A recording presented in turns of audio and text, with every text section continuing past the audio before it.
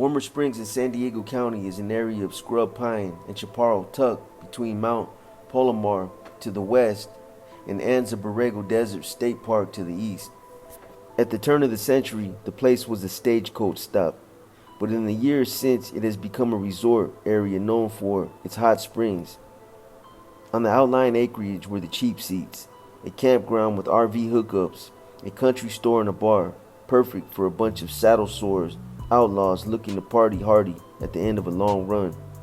I packed my things, including a video camera, on loan from the United States government, climbed into the truck with Jenna, and hit the road, hauling our fifth wheel to Warmer Springs, leaving old Joe behind to watch little Sierra. By now my fiance had become a true Vol, fully embracing Green Nation and the outlaw lifestyle.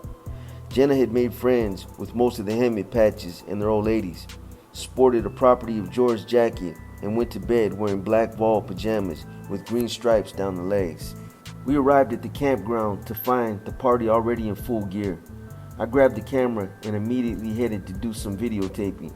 Here was a golden opportunity, courtesy of Terry the Tramp, to put names to some faces the ATF had never identified as gang members before, especially those Northern California boys who were mostly anonymous to law enforcement. While a prospect worked the camera, I shook hands and collected names. Hey, thanks for the ID, brother. The ATF might be in touch later. As I'm glad handling my way through the crowd, the sound of catcalls and whistles grabbed my attention. A young girl, no more than 13 years old, was passing a group of shit-faced helmet boys on the way to the general store. Hey, sweet thing, come here and give me some, shouted one moron. Oh, baby, I could fuck you up in the ass right here, right now, yelled another. And it only got raunchier. The terrified kid put her head down and kept walking into the store. As I turned away, I spotted a familiar face. Bubba was coming my way with a beer in his hand and a big grin. I took the camera from the prospect and shooed him away. Still alive, huh? Said Bubba, watching the prospect walk off. Still breathing, man. Aren't you worried being seen with me? Should I be? He slapped my back and turned to study the pride of Green Nation, mingling across the campground, smoking their weed, getting drunk and raising hell. So how you making it, brother? Bubba asked. Doing okay, I told him, lighting another cigarette. What's it been now? 2 years? Closer to 2.5. Long time. Sometimes it feels longer. Try doing it as many years as I have, young man. Bubba grinned, then took a long pull on his bottle. Must be getting closer to the end, though. These cases usually don't go beyond 2 or 3 years. Well, I'm ready whenever the fuck they are. Are you? Bubba said cryptically, then nodded toward the Vagos. It's not so easy for people, brother. As Bubba spoke, I was scanning the campground, picking out the faces I'd hate to see busted. Like JB over there. I like that dude. Slinger and Reddy were cool too. I hate to think of them getting caught up in the net when the feds hauled it in. Then there was Blackie, 37, and JJ, forever brothers who were no longer full of the same piss and vinegar as in the early days. Those old timers were just hanging out, smoking weed, and laughing at the world going by. I knew what Bubba meant. As much as I enjoy seeing these assholes like Big Roy and Big Todd bite the dust, at the end of Operation 22 Green, there was bound to be collateral damage. Both friend and foe would crash and burn together. You just have to remember who you work for, Bubba was telling me. And sometimes that's not so easy. Guys lose themselves. I've known undercover cops who infiltrated and had that problem.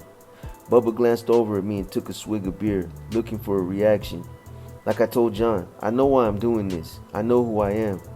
The big man saluted me with his bottle just as the shrill whistle sounded from across the campground.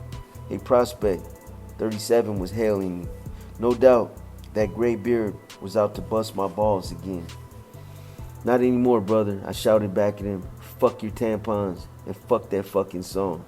The old Vago grinned and waved me over to where he, JJ, and Blackie were passing the joint.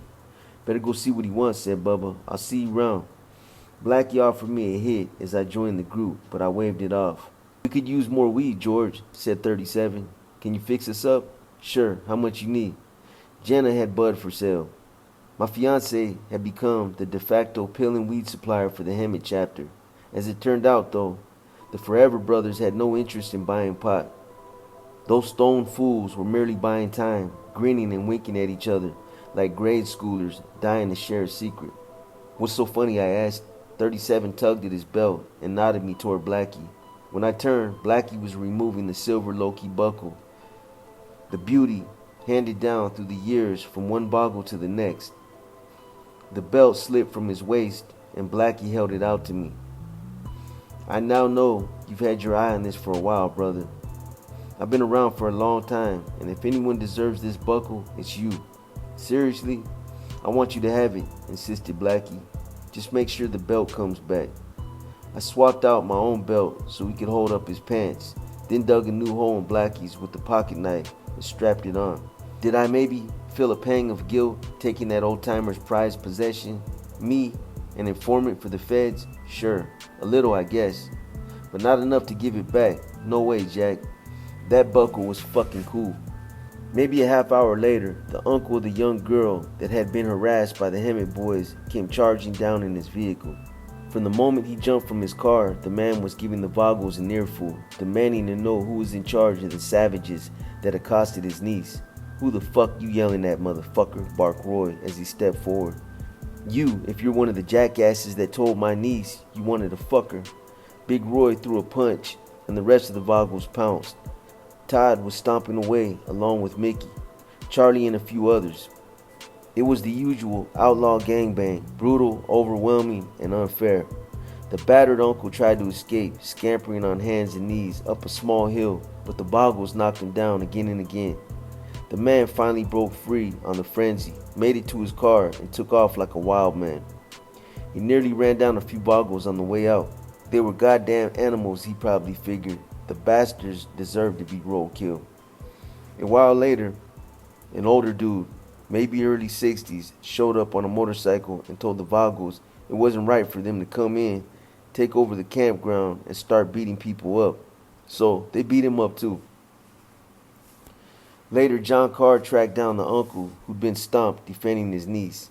John told him that there was a witness to the assault and that he could have the Vagos prosecuted for it. The uncle was grateful and might have pressed charges if he hadn't gotten shit-faced a few months later and driven the wrong direction on the freeway. And that was the end of that.